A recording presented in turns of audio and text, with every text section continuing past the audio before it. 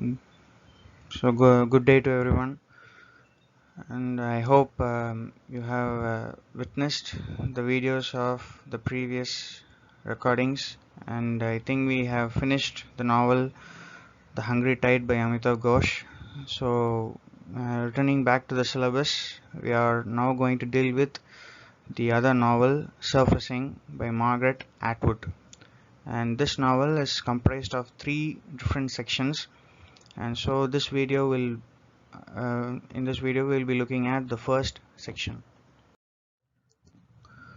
So to kick off, we'll be now looking at a few things about the novel. The novel was published in the year 1972, and this novel is considered to be the most important of Margaret Atwood's creative work, because this got her acclaimed worldwide fame. And the novel has been made into a movie in the year 1981, and including the many themes that has been dealt in the novel. Feminism and nationalism are the recurring themes that have been found. um, it belongs to the psychological thriller novel, and the narration skips from one place to the other, just like the one we have seen in The Hungry Tide. So this novel is commented by many critics as a companion novel to her poetry collection, which was released the previous year, as it was named as Power Politics. A few things about the author to know. She was born in the year 1939 in Ottawa, Canada. She is one of the greatest writers of Canadian literature. I think everyone might have known Margaret Atwood.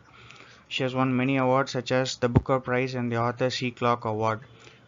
She is not only a novelist but also a poet, teacher, critic, environmental activist, and she has played many roles in giving Canadian literature an identity of its own.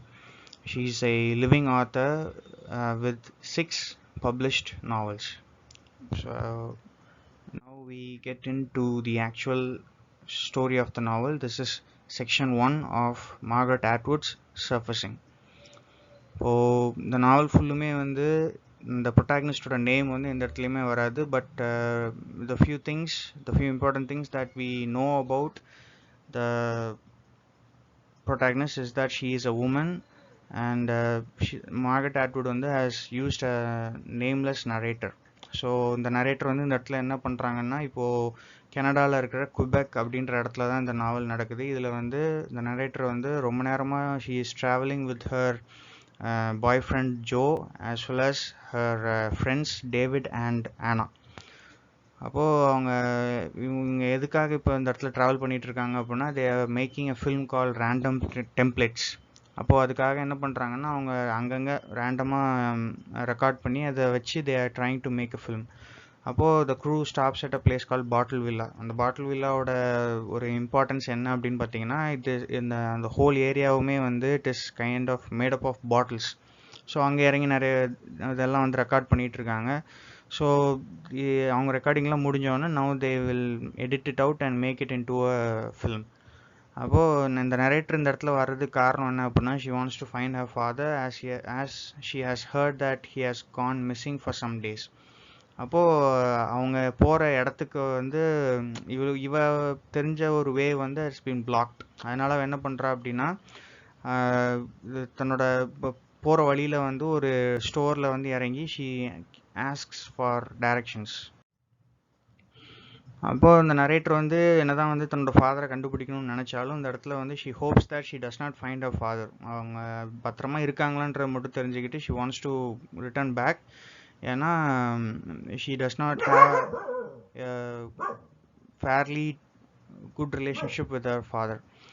அப்போது இந்த group வந்து என்ன பண்ணுறாங்கன்னா, they stop at ஹோட்டல்னா for staying as well as dining. அந்த மாதிரி இருக்கிற ஒரு மோட்டலில் வந்து என்ன பண்ணுறாங்கன்னா, தே ஆர் ஸ்டேயிங். அங்கே வந்து இந்த நரேட்டர் வந்து அவள் கூட வந்து மற்ற எல்லாத்தையும் அவங்க ட்ராப் பண்ணிவிட்டு she tells that she wants to go to a particular place. ஒரு இடத்துக்கு நான் போய் பார்க்கணும் அப்படின்னு சொல்லிட்டு அவங்க எல்லோரும் ஹோட்டலில் இருக்காங்க. She alone goes off to meet a person call Paul. இந்த பால் யார் அப்படின்னா, அந்த நரேட்டரோட பழைய ஃபேமிலி ஃப்ரெண்ட்.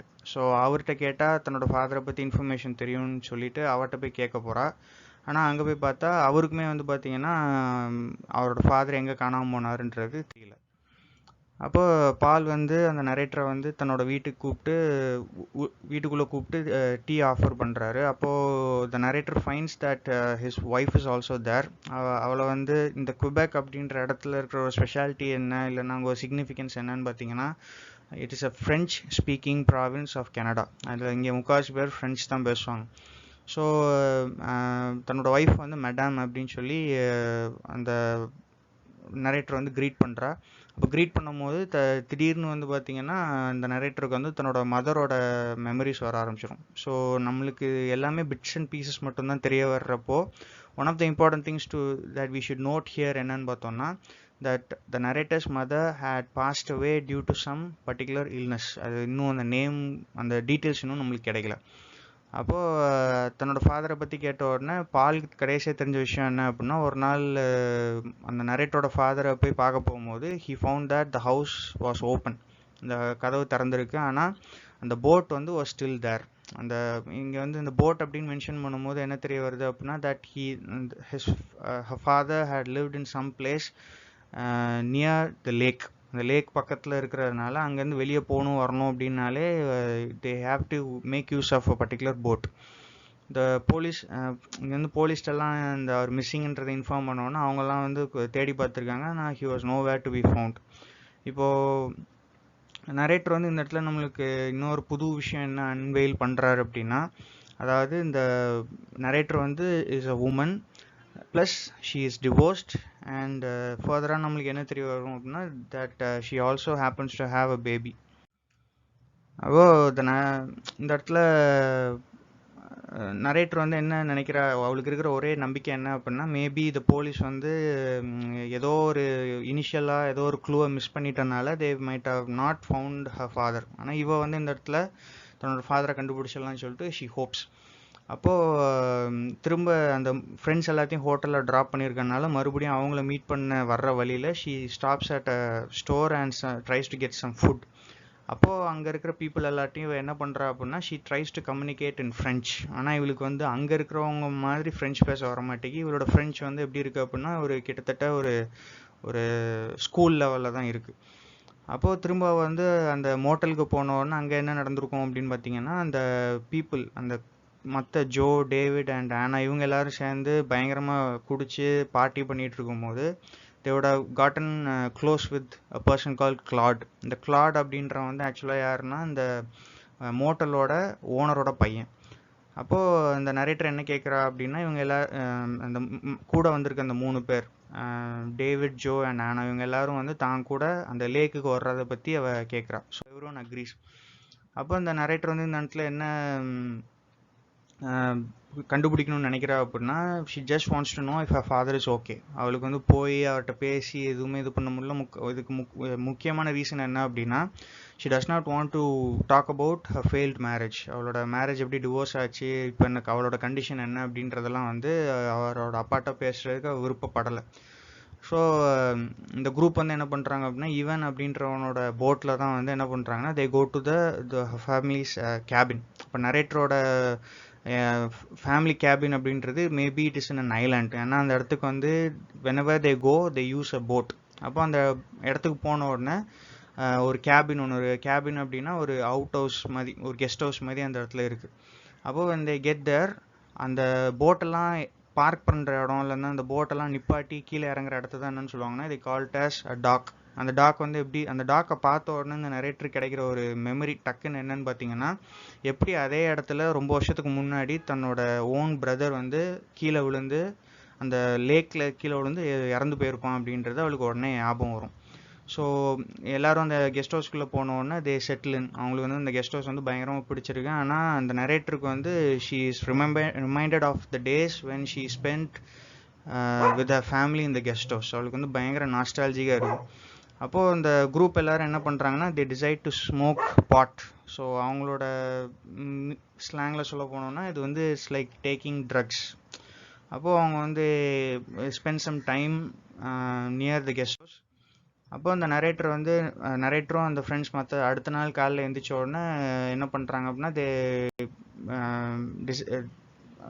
ஃபஸ்ட்டு வந்து ஆனா வந்து சீன் வேரிங் மேக்கப். அப்போது நரேட்டர் வந்து என்ன கேட்குறா அப்படின்னா, நம்ம எல்லோரும் ரொம்ப ஒரு ஐசோலேட்டடான ஒரு தனியான ஒரு இடத்துல தான் இருக்கோம், இங்கே வந்து மேக்கப்லாம் போடணும்னு அவசியம் இல்லை அப்படின்னு சொல்லும் போது அவள் என்ன சொல்கிறா, ஆனா என்ன சொல்கிறா அப்படின்னா, ஆனா அண்ட் டேவிட் வந்து they are in relationship. So டேவிடுக்கு வந்து ஆனா மேக்கப் போடாமல் இருந்தால் பிடிக்காது அப்படின்ற ஸ்டேட்மெண்ட் இந்த இடத்துல சொல்கிறான். ஸோ அப்போது நரேட்டர் அந்த குரூப் எல்லோரும் சேர்ந்து பிரேக்ஃபாஸ்ட் முடித்த உடனே த ஃபர்ஸ்ட் ஜாப் என்ன அப்படின்னா to go and look for her father. அப்புறம் கொஞ்ச நேரம் தேடி பார்க்குறாங்க. தேடி பார்த்த பிறகு அவங்களாலே வந்து கண்டுபிடிக்க முடியல, ஏன்னா ஒரு தடயமும் அந்த இடத்துல இல்லை. அப்போது நரேட்டர் வந்து என்ன டிசைட் பண்ணுறா, அவளுக்கு கொஞ்சம் கொஞ்சமாக என்ன வருது அப்படின்னா, இங்கே வந்து தேடி பார்த்துட்டோம், ஒன்றுமே கிடைக்கல, so it's better we leave the next day, அதனாலே கிளம்பி நம்ம போயிடலாம் அப்படின்னு சொல்லி ஷி டிசைட்ஸ். ஸோ இன்னொரு முக்கியமான ஒரு ஆறுதல் அவளுக்கு என்ன அப்படின்னா, அவள் வந்து she has tried her best to find her father, ஆனால் கிடைக்கல அப்படின்ற பட்சத்தில் she even goes to the extent that he may be dead. அப்போது இவங்க எல்லாரும் திரும்ப என்ன பண்ணுறாங்க அப்படின்னா, ஆனா ப்ளஸ் டேவிட் அண்ட் ஜோ எல்லாரும் வந்து லேக்கில் தே ஆர் இன் த வாட்டர். அப்போது இவ வந்து நரேட்டரை பற்றி நம்ம தெரிஞ்சுக்கிட்ட அடுத்த முக்கியமான இன்ஃபர்மேஷன் என்னென்னா, that she is a commercial artist. அவள் வந்து ஒரு by profession she is a painter. அப்போ அவள் கரண்ட்டாக எதில் ஒர்க் பண்ணிகிட்ருக்கா அப்படின்னா, கியூபெக் ஃபேரி டெய்ல்ஸ் அப்படின்ற ஒரு புக்குக்காக she is trying to make illustrations. அப்போது ஷீ கேனாட் ஒர்க். அவளுக்கு இந்த இடத்துல வந்து பெயிண்ட் பண்ணணும்னு நினைக்கிறேன், ஆனால் அவளால் பெயிண்ட் பண்ண முடியல. அவளோட மைண்டில் வந்து நிறைய விஷயங்கள் ஓடிட்டே இருக்குது. She is thinking about how she was rest and அவளோட ஜோ கூட அவளுக்கு இருக்கிற அந்த ரிலேஷன்ஷிப் பற்றி எல்லாமே பயங்கரமாக யோசிச்சுட்டு இருக்கும்போது ஷீ கேனாட் ஆக்சுவலி பெயிண்ட். அப்போது இப்போ வந்து அவள் என்ன பண்ணுறா அப்படின்னா, ஆனா திடீர்னு உள்ளே வந்த உடனே அவங்களோட அப்பா வந்து ஃபர்ஸ்ட் பிளேஸில் இவ்வளோ தனிமைப்படுத்தப்பட்ட ஒரு இடத்துல ஏன் இருந்திருக்காரு, so what purpose did he have living in a place like this அப்படின்னு சொல்லும்போது நரேட்டருக்கே ஒரு சாலிடான ஒரு ரீசனோ பதிலோ இல்லை. அவளுக்கு வந்து என்ன சொல்லுவான்னு தெரில. அப்போது நரேட்டர் வந்து அந்த கேபினுக்கு முந்தின நாள் வந்தப்போவே என்ன பண்ணியிருப்பா அப்படின்னா, ஒரு ஓரத்தில் வந்து ஒரு ஸ்டாக் ஆஃப் பேப்பர்ஸ், கெட்ட பேப்பர்ஸ் இருக்கிறத பார்ப்பா. ஆனால் சின்ஸ் அவளோட அப்பா உயிரோடு தான் இருப்பார் அப்படின்ற எண்ணத்தினால அவள் வந்து அந்த பேப்பர்ஸை ஓப்பன் பண்ணி பார்த்துருக்க மாட்டாள். ஆனால் இப்போ வந்து அந்த பேப்பர்ஸை ஏன்னா she has come to the conclusion that her father may have been dead.